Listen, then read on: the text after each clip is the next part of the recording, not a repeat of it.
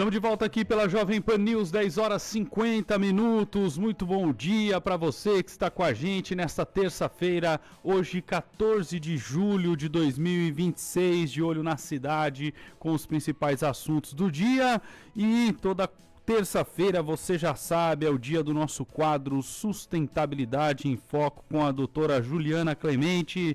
Bom dia, doutora Juliana, tudo bem? Conta as novidades pra gente aí. Que bom ter você aqui, você fez falta semana passada. Bom dia a todos os ouvintes da Rádio Pan, Jovem Pan News. E o nosso assunto hoje são os corredores ecológicos. O que são esses corredores, Juliana? Os corredores ecológicos, Gabriel, imagine que você more numa floresta e de repente a cidade tenha invadido a sua casa, que é o que acontece com os animais. A urbanização, o desmatamento faz com que muitos deles tenham o seu habitat invadido, né?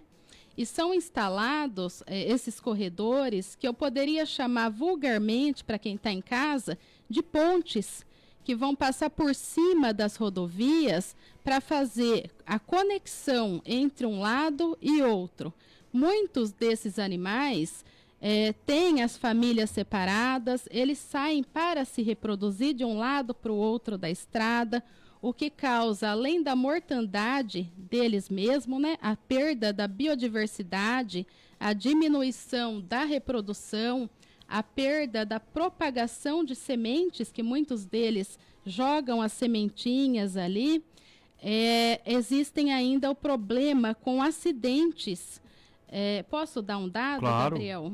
Estudos do Centro Brasileiro de Estudos em Ecologia de Estradas estimam que aproximadamente 475 milhões, olha o número, milhões de animais silvestres morrem atropelados por ano no Brasil. É um número expressivo.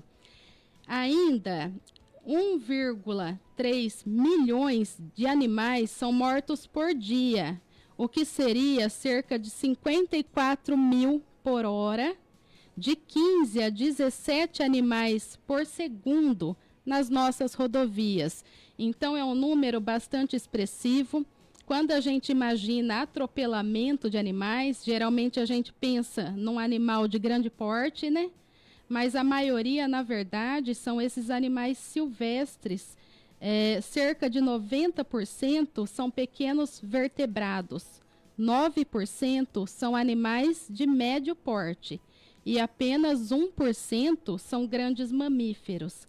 Quando o atropelamento acontece, né, com grandes mamíferos, o estrago é muito maior. E dá uma repercussão maior também, né? A gente, com certeza. Quando o atropelamento, sei lá, de uma onça, né, na estrada, dá muito mais notícia do que uma cobra que foi atropelada. Mas o prejuízo ao meio ambiente é igual?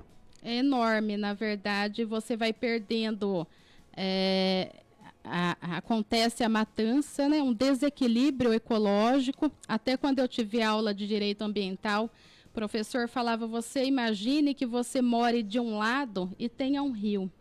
De repente passa a estrada naquele meio, você perde a água, né? Então daí eles vão tentar o quê? Passar. A casa, Gabriel, é deles, né?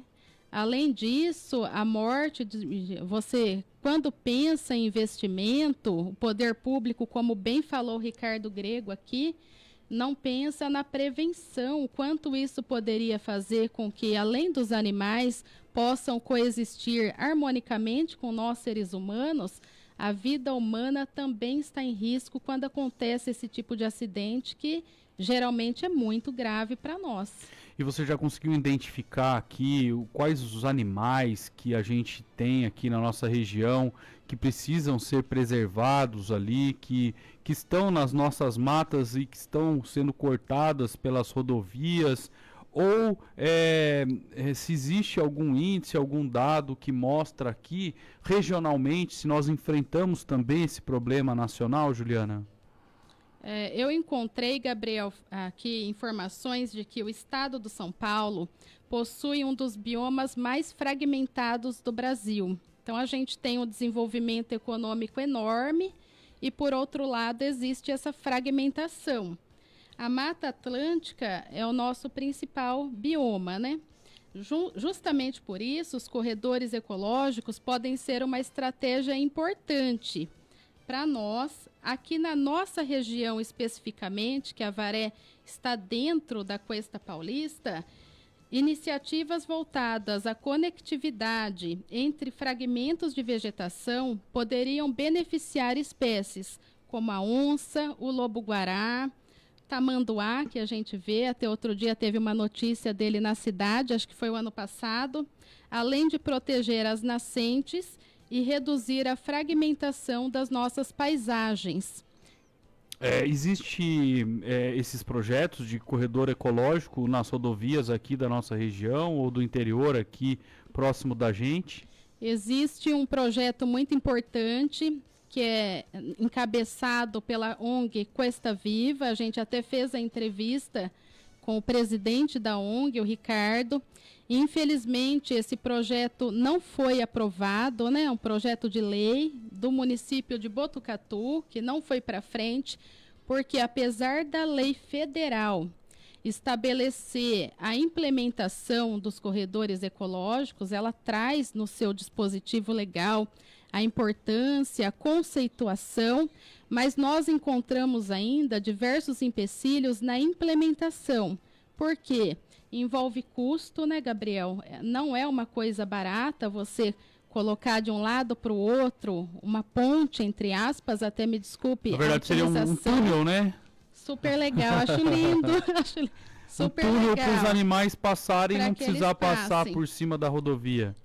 E precisa das parcerias. Você ainda necessita, muitas vezes, realizar a desapropriação. Nem sempre é uma medida política boa, né? De repente, é uma medida que vai contra diversos interesses e que precisa de uma indenização correspondente, já que você vai estar se utilizando ali da terra que é de propriedade de alguém. Agora, você falou aqui sobre a legislação, né? Há incentivos para a criação, né, desse espaço de conservação, ou a gente precisa ainda evoluir na questão da lei sobre esses corredores ecológicos? Acredito eu que ainda precisa sim ter muita evolução por parte da sociedade, das políticas públicas. O próprio poder público precisa enxergar o meio ambiente como um aliado, né? Não como algo contra o crescimento ou contra o desenvolvimento econômico. As instituições como faculdades, ONGs e demais participantes da sociedade podem encabeçar projetos importantes, como fazer um estudo da fauna da região, mas o projeto de conscientização, eu acredito que seja o mais importante. Existe um dado aqui que o atropelamento de animais na rodovia do Vale, nas rodovias do Vale, caíram de 2024 e 2025.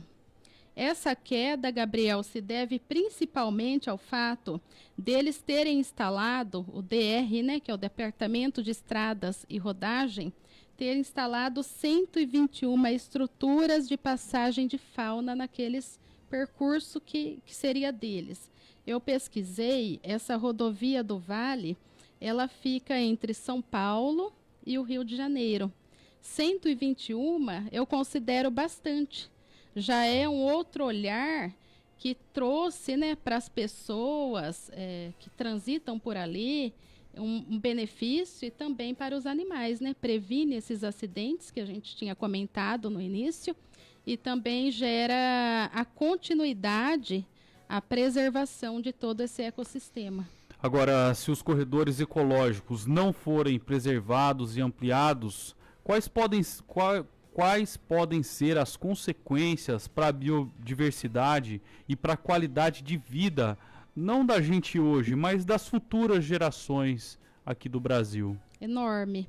O crescimento desordenado das cidades, o alto índice de incêndio, até agora está tendo a Operação São Paulo Sem Fogo, da polícia, faz com que a mortandade desses animais seja grande, e quando você perde um polinizador, você perde um mamífero, você interrompe toda uma cadeia. A gente também, ser humano, precisa deles, né? Eles fazem parte do nosso dia a dia, muitas vezes levam os alimentos à nossa mesa, que é o caso das abelhas.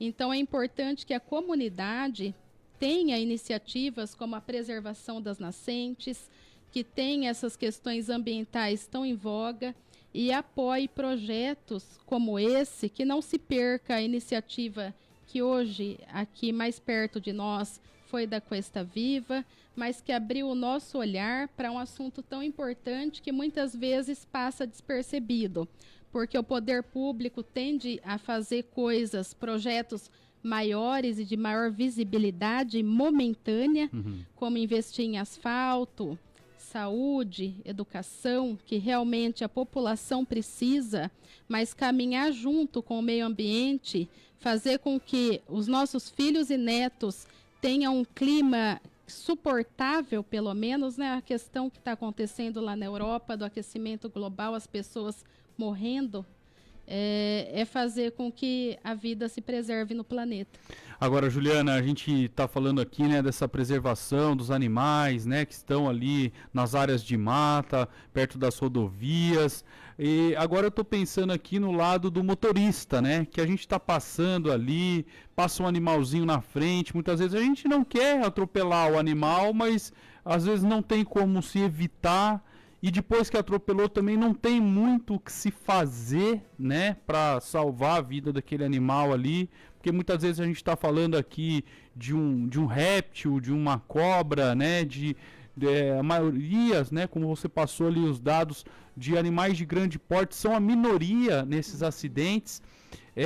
Qual que é essa mensagem para o motorista que passa por uma situação como essa? Porque muitas vezes, se você tentar evitar um acidente, você pode se acidentar, né?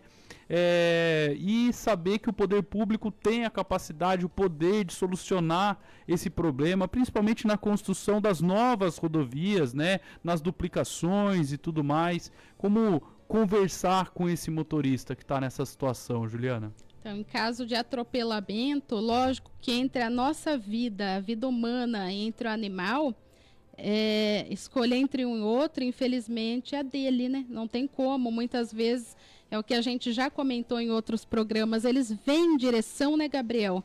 A gente tenta atraído ali para a luz que cega, muitas vezes à noite, né? Não consegue e acaba gerando o óbito daquele animal. No caso dos animais silvestres, caso o animal esteja ali na pista, esteja ferido, você não deve, de forma alguma, tentar fazer o resgate. Precisa acionar as equipes técnicas do Corpo de Bombeiros, a Polícia Militar Ambiental. Aqui perto de nós, em Botucatu, existe o centro. O CEMPAS?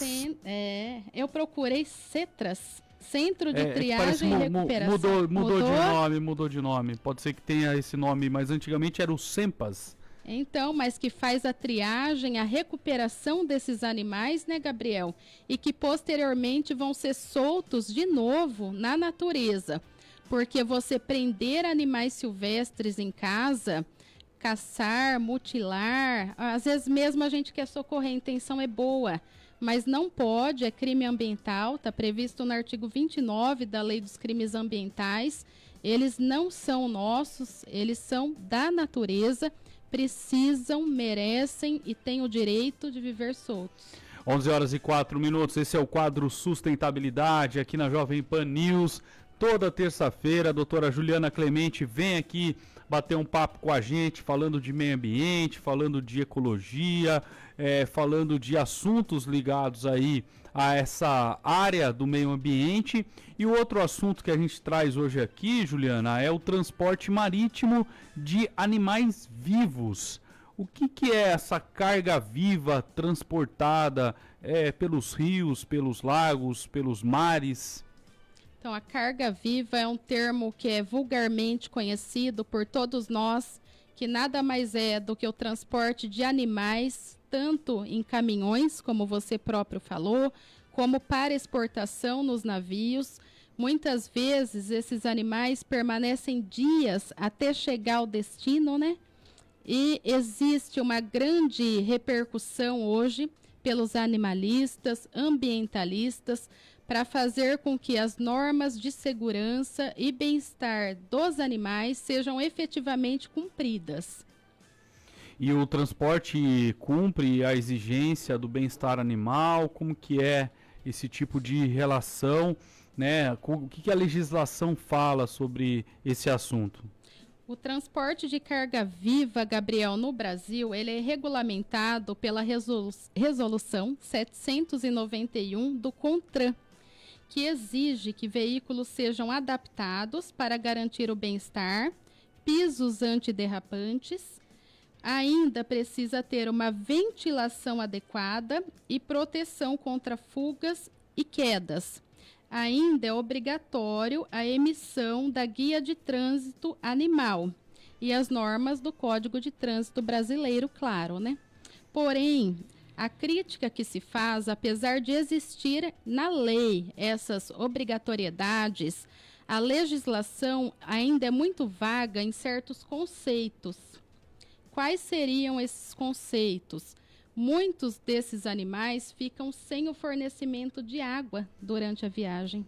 É muito. Puxa vida. Além disso, para os caminhões baús, existe sim a regulamentação falando a respeito da ventilação. Mas aqueles abertos, o animal fica exposto a todo tipo de agente exterior, frio, ao vento, ao sol, o que causa um estresse muito grande no animal, a desidratação desse animal e muitas vezes, infelizmente, o animal chega a óbito. Quando acontece um acidente nas estradas envolvendo esse tipo de carga, também a gente, infelizmente, os nossos socorristas, de tudo que eu pesquisei, não tem um treinamento específico para fazer o socorro desse animal. Então, ainda é feito da forma como a gente acha que pode ser feito, né? Até existe no Brasil o GRADE, que é uma ONG especializada em socorro desses animais. Ela faz o socorro, inclusive, naqueles grandes desastres ambientais, inclusive participou do desastre na Venezuela, agora fazendo o resgate dos animais de lá. A gente acha que está fazendo corretamente, mas não está, né? Teve um acidente importante, se eu não me engano, foi agora em abril de 2026, eu tinha anotado, mas eu não estou encontrando a data, em que galinhas ficaram soltas ali na pista. Imagine, ela escapa, ela vai causar outro acidente, talvez muito mais grave, e algumas estão agonizando, talvez seja necessário fazer eutanásia. Então, esse tipo de norma precisa ser melhor, assim, é o que a gente falava no direito, que são normas que têm lacunas, né? Elas ainda precisam ser melhores complementadas por outras normas, para que, na verdade, tanto nós, seres humanos, né, possamos ser resguardados, como eles. Hoje em dia se fala muito a respeito dos animais e o próprio conceito de carga, chamar o animal de carga, você já está atribuindo a ele a coisificação, né? Falar, não, ele é uma coisa, é como se fosse o celular meu. Sim. Sendo carregado num transporte qualquer. Agora, quando a gente tá ali nas rodovias, né, a gente vê ali, né, você falou ali sobre as aves, as galinhas, né, os porcos, as vacas, né, o boi, né, o gado em maneira geral, que muitas vezes ficam ali num transporte de 15, 20 dias, né, cruzando ali as rodovias e tudo mais, mesmo com esse a GTA, né, o Guia de Trânsito Animal, existe protocolo que precisa ser melhorado para que essa questão não fique tão problemática para esses animais, porque eu fico pensando assim, se sofre o animal precisa ter esse transporte, o animal vai ser usado para alguma coisa, né? É o abate da ave, a reprodução da ave, o abate do porco, né? Do cavalo que vai trabalhar ali em uma outra fazenda, alguma coisa assim, né? E se ele não for bem tratado, é um prejuízo ali para o produtor, para o criador, né? O que pode ser feito para melhorar situações como essa, Juliana? Enquanto esse animal estiver vivo, ele precisa ter dignidade. Mesmo aqueles que a gente come por cultura, por tradição. Eu listei alguns casos aqui, alguns aspectos que poderiam ser melhorados, né? A lotação desse caminhão, desse espaço, de acordo com a própria resolução, Gabriel, ela está baseada em recomendações genéricas.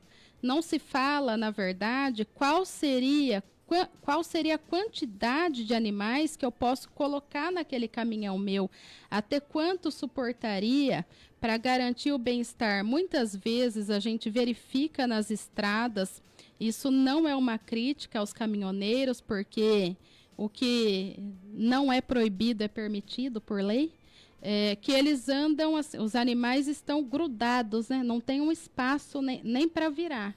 Fica uma situação, na verdade, que foge totalmente aos conceitos de bem-estar animal.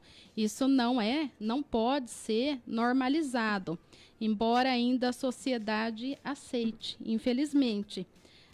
O controle ambiental relacionado à temperatura e ventilação desse local também ainda é uma coisa que se precisa estabelecer através da lei, dispondo certinho até que tipo de calor ele aguenta, fazer a aferição, né, do quanto seria saudável ou não. O enfoque logístico, o que a gente repara, fala que o caminhão precisa ser antiderrapante, o piso, que ele tem uma série de descrições com respeito à estrutura do caminhão, mas ele não fala que se daria, na verdade, um bem-estar para o animal que ele acondiciona. Então, o enfoque logístico está acima do enfoque biológico. A vida talvez tenha importado menos para o legislador daquela época. Então, muitas vezes, os animais ficam presos, feridos, expostos a condições extremas de calor, que leva à sua morte, ou quando chega ao local, você imagine como que deve chegar desidratado, talvez com fome, super estressado da viagem, que deve ter sido super longa nessas situações. Então, é uma coisa que a gente precisa, como sociedade, repensar. E eu vejo aqui um projeto de lei que visa proibir a exportação e a importação de animais vivos para fins comerciais por via marítima aqui no Brasil.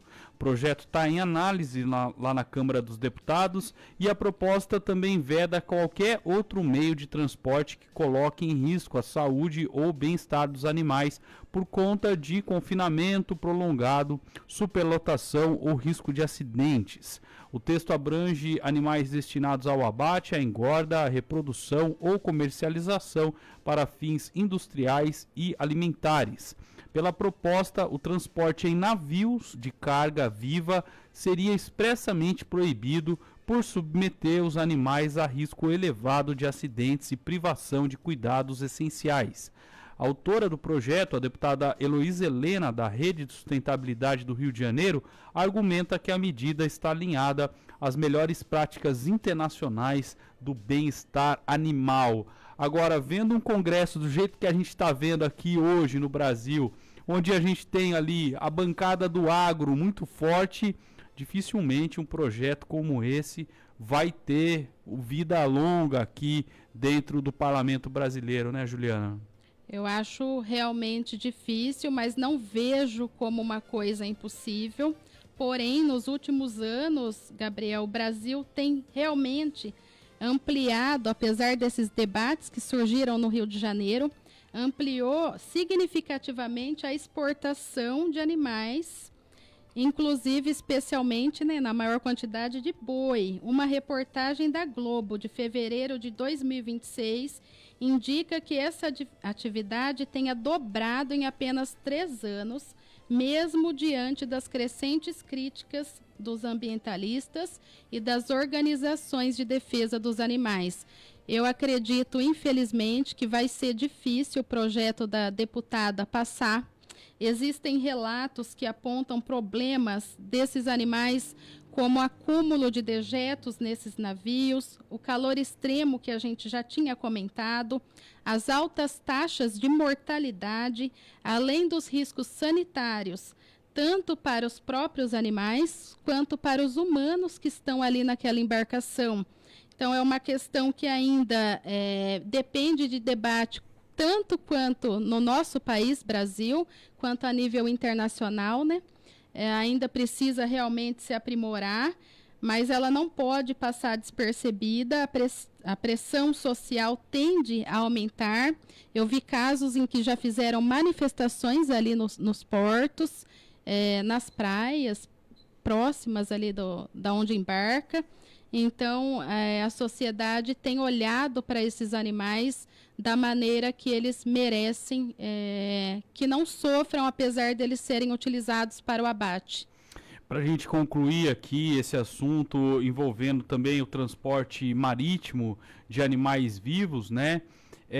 Eu queria saber se existe um protocolo de resgate, né, dessa carga viva, né? Até porque quando, assim como você disse, né, quando tem um acidente, alguma coisa assim, a gente ainda sabe que se matar o animal é a solução que implantada. Existe essa possibilidade desse protocolo mudar ou esse protocolo não existe mais? Como que está a situação hoje? Protocolo para resgate em caso de acidentes desses animais de carga viva, infelizmente não existe. Eu pesquisei, não foi implantado, não existe na realidade uma padronização dos procedimentos que seria essencial, Gabriel, para garantir a eficiência e a segurança desse resgate. Protocolos eficazes para a carga viva devem cobrir desde o manejo inicial, que não é feito por qualquer um, até mesmo a destinação dos animais, que vão precisar de uma avaliação, uma triagem e depois uma reabilitação. Então, é muito mais complicado, talvez, do que a gente imagina. Envolve profissionais de diversas áreas do conhecimento. Então, é por isso que talvez não tenha, mas eu acredito firmemente e gostaria muito de ver a implementação desse protocolo. 11 horas e 17 minutos, falamos aqui com a doutora Juliana Clemente, nosso quadro de toda terça-feira aqui na Jovem Pan News, falamos sobre sustentabilidade. Juliana, muito obrigado pela sua participação, pela sua colaboração. Terça-feira que vem tem mais. Tem mais, eu agradeço a você, Gabriel, agradeço aos nossos ouvintes e lembre-se que a sustentabilidade, o futuro que a gente deseja, começa agora. Um bom dia. 11 horas e 18 minutos, rápido intervalo, na volta tem mais assuntos aqui na Jovem Pan News. Não sai daí.